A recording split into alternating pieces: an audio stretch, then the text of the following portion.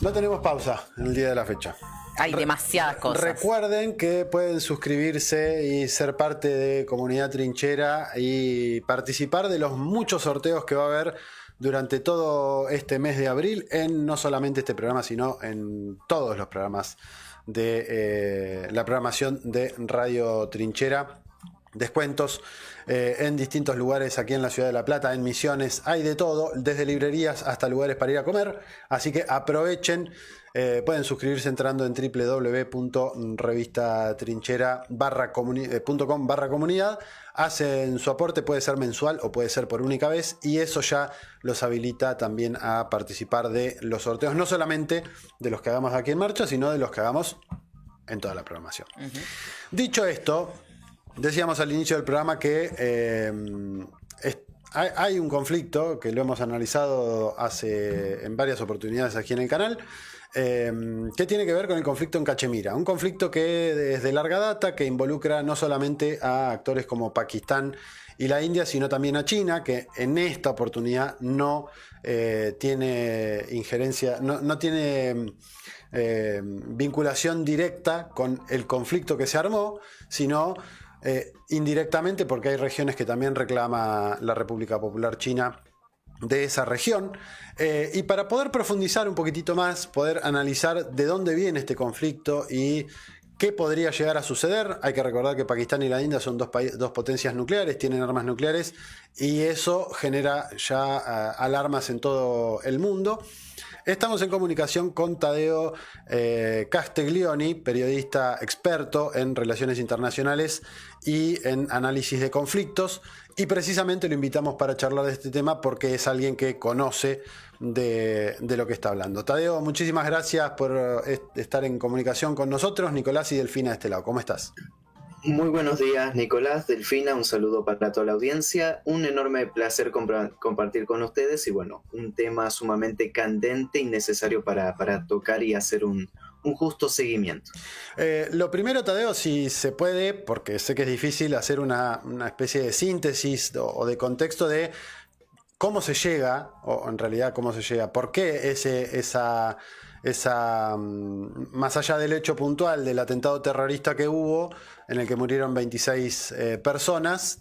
y que la India, digamos, increpa o dice son terroristas financiados por Pakistán. ¿Cómo se llega al conflicto en Cachemira entre la India y Pakistán, del que después se suma China, como decíamos, pero bueno, eso puede ser motivo de análisis en otro momento? Bueno, una pregunta muy compleja, muy extensa, pero vamos a tratar de hacerlo lo más sencillo posible. Estamos hablando no únicamente de un conflicto territorial o una disputa territorial, sino que tiene que ver mucho también con la cultura, con la formación de ambos países y también con el tema religioso. Yo creo que para comprender muy bien todo esto tengamos en cuenta que estamos hablando tanto de la India como Pakistán, países pertenecientes bajo el colonialismo del Reino Unido, y en la clásica política del Reino Unido mantenemos que existe este divides y vencerás, la división y la composición de los países y de las fronteras nacionales de acuerdo a intereses extranjeros, y en medio de esto se da en el caso de la India que el Reino Unido siembra lo que tratamos de llamar generalmente este caos continuo o la política de la violencia continua. ¿Por qué? Porque en la composición de la India, un país de mayoría hindú, deja en Cachemira, cuando se independizan y después de la guerra de independencia y demás, una región de mayoría musulmana que queda minoritaria a comparación del nivel nacional, y esto creo que ha sido fundamental para generar este caos continuo en las últimas décadas, tanto de una Cachemira que quiere ser parte de Pakistán como de movimientos separatistas internos en Cachemira. Esto si lo queremos analizar desde un punto de vista histórico de cómo fueron compuestos esta situación, y que tiene mucho que ver con la crisis actual, pero también recordemos una región de Cachemira o Kashmir, como se suele decir, sumamente rica en recursos naturales, pero en su posición geoestratégica con respecto a las proyecciones hacia el futuro. Es una región central para el desarrollo, por ejemplo, de la política china de una franja, una ruta, de la ruta de la seda. Es central debido a los recursos hídricos que tiene, que alimenta a través del río Indo y de otros afluentes gran parte de Pakistán, es fundamental también desde una perspectiva de proyección, conexión del sudeste asiático hacia del sur, Asia Central, por ende también rebote hacia el Medio Oriente o Asia Occidental. Entonces vemos que esta región juega un rol sumamente estratégico, por eso también los diversos intereses, y a la misma vez hace 2-3 años se descubrió una gran reserva, por ejemplo, de litio, más de 6 millones de toneladas de litio, lo cual es un condimento extra en este conflicto que, bueno, es muy convulso, pero que con todo esto encima hay muchos intereses en juego, y creo que comprender cada una de estas aristas es fundamental para tener una visión más amplia de lo que realmente representa este conflicto en Cachemira. Tadeo, te hago una consulta. ¿Qué tal? Delfina te saluda de este lado. En particular sobre este ataque que se dio en la región de Cachemira, hay como una discusión, ¿no?, de si es un atentado de doble bandera y demás. ¿Qué nos podés contar al respecto de lo que se sabe de ese día y de las, digamos, de lo que pasó después con respecto a quién se termina adjudicando este atentado?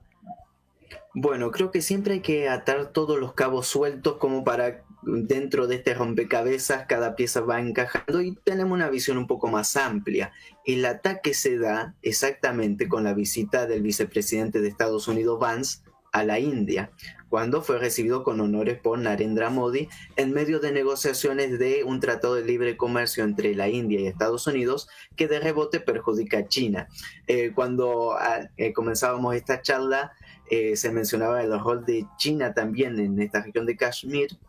que si bien no es jugador activo en este conflicto tras este atentado, se ve muy perjudicado por las diferentes medidas que inmediatamente toma la India. Este ataque se da con esta coincidencia de visita y se da con una respuesta inmediata de la India muy irracional, porque no espera investigaciones, no espera dar con los culpables, sino que directamente acusa que hubo un movimiento de infiltración por parte de Pakistán que llevó a cabo este ataque a través del apoyo a diferentes grupos. Bueno, esto es fácil decirlo y nosotros nos podríamos tragar el cuento si no fuera una de las regiones más militarizadas del mundo. Entre 500.000 y 700.000 tropas de la India permanecen en la región de Cachemira, y más en una frontera creo que tan militarizada como la división entre Corea del Norte y Corea del Sur. Entonces, una infiltración de un grupo de Pakistán hacia la India o para entregar armamento, lo que sea, para llevar a cabo estos ataques, desde el vamos, al menos sin presentar evidencia, es poco creíble. Y esto es lo que ha hecho la India, y lo que ha hecho inmediatamente la India fue aumentar un conflicto del cual la escala, si se quedaba en un simple atentado, por más la gravedad que esto signifique, es diferente a hacer escalar el conflicto a una escala regional y hasta con amenazas nucleares, porque claramente cortar las represas del río Indo que alimentan el 80% de la agricultura de Pakistán es un acto de guerra, lo dijeron claramente desde Pakistán, y me parece que estas dinámicas responden más a intereses extranjeros que a intereses tanto indios como pakistaníes en medio de este conflicto. En la actualidad seguimos con una situación de que cada vez se está militarizando más, hay algunas que otras refriegas militares, escaramuzas en el frente, pero la situación es sumamente tensa y complicada, y las actitudes del gobierno de Nueva Delhi no aportan hacia la paz o hacia las negociaciones o hacia la búsqueda de la verdad. Una investigación seria internacional a ver quién es responsable, creo que sería lo justo y lo necesario, pero no hemos visto esas intenciones actualmente. Cada vez que suceden hechos de esta naturaleza, sobre todo en lugares que para lo que la prensa occidental le interesa comentar, digamos, en términos generales, cada vez que difundimos este tipo de cosas o que nos ponemos a analizar este tipo de hechos, aparecen enseguida aquellas voces que dicen, bueno, no, eso es una teoría conspiracionista, ¿cómo puede ser que alguien haga caso a lo que dice Estados Unidos y se arme determinada cosa? Vos lo mencionabas, hay actores que que están jugando y que no son necesariamente también Pakistán y la India. Y la semana pasada, cuando hacíamos un esbozo de esto, como para profundizar hoy, mencionábamos que no es casual que hace algunos años haya habido un golpe de Estado en Pakistán que sacó a Khan del gobierno, que era uno de los que quería resolver el conflicto en Cachemira, o eso parecía. Hubo un golpe en Sri Lanka, país vecino y de mucha influencia o de buenos vínculos con Narendra Modi. Las presiones ahora con los aranceles, son todas cosas que parece que más que cercar a la India, están en realidad tratando de dividir aquello que hace algún tiempito era impensado, pero que Xi Jinping y Narendra Modi empezaron a tener o a gestar, a tratar de resolver las diferencias históricas que han tenido. Y el conflicto en Cachemira parece uno de los puntos que podrían haber utilizado, dado que, por lo menos al parecer hasta ahora, no le funcionó lo de Sri Lanka. Ganó un gobierno comunista el año pasado, o que expresa explícitamente, marcha con las banderas de Marx y banderas rojas, lo dice abiertamente, y que Pakistán no, tampoco es que ha servido, o por lo menos ahora parece que sirvió ese roce. Pero también acá teniendo en cuenta que Narendra Modi siempre fue un jugador medio solitario, que siempre hizo la que le pareció. Más allá de tener una alianza con los BRICS, siempre se llevó muy bien con Estados Unidos. ¿Hay algo de todo eso metido en esto? Claramente, dentro del concepto de la diplomacia de la India, ellos interpretan que la India, al ser un país multipoliteísta, también su política internacional va relacionado estrechamente con este pensamiento de que se puede llevar a cabo relaciones muy amplias, aunque parecieran contradictorias, en los cuales la India sea el centro de ese universo, es decir, el centro de la mayor cantidad de beneficios posible. Es lo que ha estado haciendo la India a lo largo de todas estas décadas y mucho más potenciado con Narendra Modi, un presidente nacionalista, para no decir hipernacionalista, en ciertos contextos internos en la India, los cuales, si lo analizamos desde una perspectiva de derechos humanos, tendremos que poner mucha atención con muchas situaciones complejas y complicadas que suceden en la India, que es un universo aparte, y comprender esta política internacional de Modi es, al menos para nuestra vista, a veces entre blanco y negro, es un poquito más complejo. Pero es necesario y es un buen punto el que tocabas, debido a que la India, si bien Modi tuvo un acercamiento con Beijing, siguen teniendo diferencias territoriales, principalmente con todo lo que respecta al conflicto en el Himalaya. Hubieron quejas por esta última represa que hicieron los chinos, que fue una obra monumental prácticamente. Hay un cierto roce, pero a la misma vez la India ha jugado como un papel a favor de Estados Unidos en el reposicionamiento del mercado internacional que sale de China, que se reposiciona en la India para seguir abasteciendo a Estados Unidos. También la India forma parte del Quad, el cual es una coalición de Estados Unidos en el Asia-Pacífico para contener a China. Entonces vemos que juega este doble papel, que tiene esta presencia, pero a la vez la India es parte y socio sumamente importante del BRICS. Gran parte de las dependencias económicas, por ejemplo, de la Federación Rusa, como salvoconducto a las sanciones, se da gracias a la India, el corredor norte-sur que conecta a Rusia con los principales puertos de Asia, es también con un paso a través de la India. Y vemos este doble rol porque la India le compra armamento a Rusia, Pakistán le compra armamento a China, lo cual es sumamente interesante también en este conflicto. Entonces vemos que también siempre desde el exterior se aprovechan estas contradicciones de la política india para crear, vamos a decirlo, dudas, desconfianza mutua entre las diferentes potencias a nivel regional. Mencionabas claramente lo de Pakistán, el derrocamiento de Imran Khan, el cual fue, bueno, era un líder nacionalista pakistaní crítico hacia Occidente, muy crítico, que siempre mantuvo una posición soberana, y quien lo reemplaza, que es el actual primer ministro Sharif, vendría a ser un Carlos Saúl Menem, toquemos madera, versión pakistaní, que ya había gobernado en los 90, a principios de la década del 2000, con gobiernos bastantes que dejaban mucho que desear, y en este conflicto Pakistán llegaba totalmente dividido y con un generalato militar que es el que en realidad tiene el poder supremo en Pakistán, y que, bueno, este conflicto ha servido para unificar posiciones políticas contradictorias en Pakistán, incluso en torno a un sentimiento más nacional. Entonces vemos que los diferentes actores también se benefician. Modi venía teniendo críticas internas en la India con una oposición cada vez más fuerte. Entonces este conflicto a puertas adentro a ambos países también les sirve para recuperar, vamos a decirlo, algún tanteo popular. Pero no deja de ser sumamente grave si la escalada del conflicto se mantiene. Aún así, creo que vale recalcar que tanto China, Rusia, incluso la misma Irán, ya han puesto paño frío a la situación, llamando a la conciencia, llamando a las negociaciones, a ser totalmente sabios y no cometer ningún error apresurado, porque las consecuencias, sabemos tal vez cómo comienza el conflicto, pero no terminamos de dimensionar cómo podría llegar a terminar. Por mi parte, una última en relación con esto, porque bien decías, Irán fue uno de los que primero salió a decir que se ofrecía como mediador. Arabia Saudí también había tenido algún acercamiento, si no me equivoco, con Pakistán, para también ofrecer su ayuda en esto. Estamos viendo que, sobre todo las monarquías del Golfo, están teniendo un rol preponderante en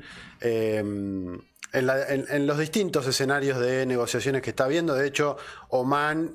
ha sido clave en las negociaciones entre Irán y los Estados Unidos. Recién lo mencionábamos. ¿Cómo crees que puede desencadenar esto? Hay algunos analistas que plantean que una posible solución sería el ingreso de Pakistán a los BRICS, que eso le daría un paraguas,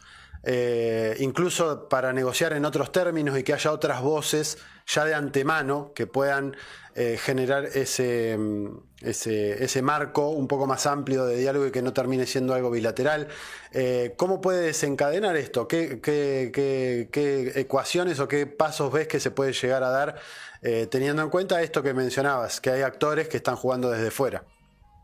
Bien, comprender que Pakistán es el único país musulmán con armas nucleares. Por ende, todo el mundo islámico, desde Marruecos hasta Indonesia y Malasia, todos se encolumnan siempre detrás de Pakistán en caso de un conflicto más abiertamente en contra de la India, que la India ha manifestado su apoyo, por ejemplo, al régimen de Netanyahu en Israel. Entonces, eso como para tenerlo en cuenta, porque es un dato no menor. Lo que mencionabas de abrirle las puertas a Pakistán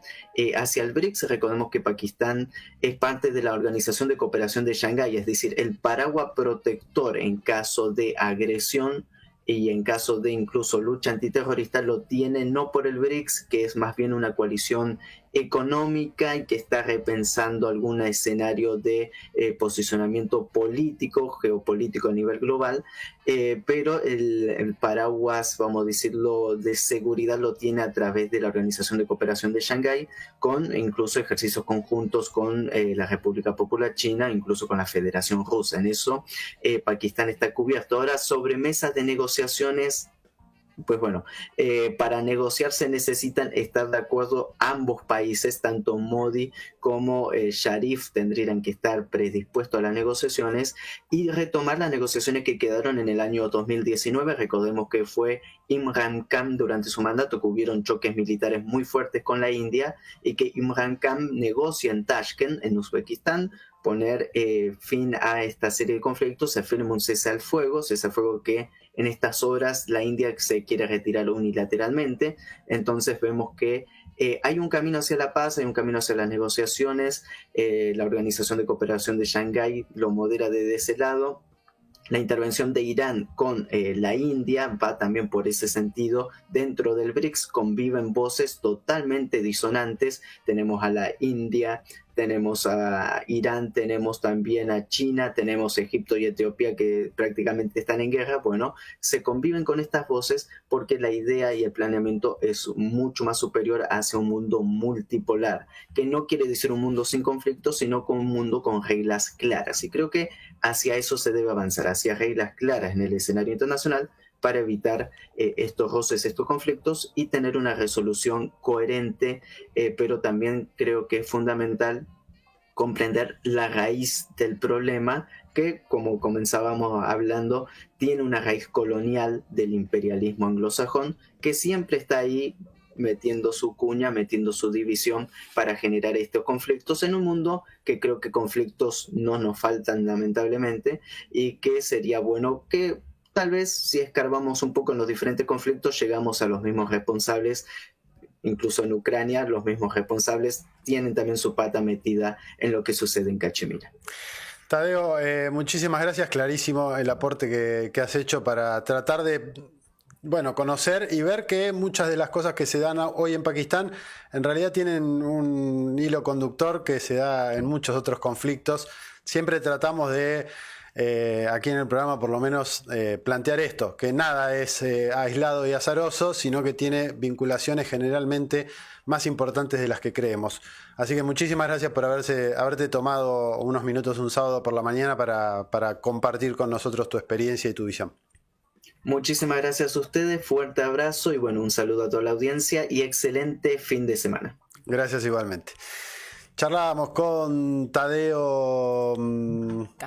Castiglioni, periodista, colega periodista, especialista en relaciones internacionales, que sobre todo se ha dedicado a analizar conflictos, ha escrito mucho sobre el conflicto en Ucrania, sobre este conflicto ha escrito también, que nos aportaba algunos datos históricos y algunas visiones respecto de lo que está pasando hoy en esta escalada de tensiones entre la India y Pakistán, que, como bien decía y como bien remarcábamos, son dos potencias nucleares, por lo cual un conflicto de esta naturaleza siempre es algo a tener en cuenta. 11:02, escuchamos la tanda y a la vuelta arrancamos la segunda hora del programa.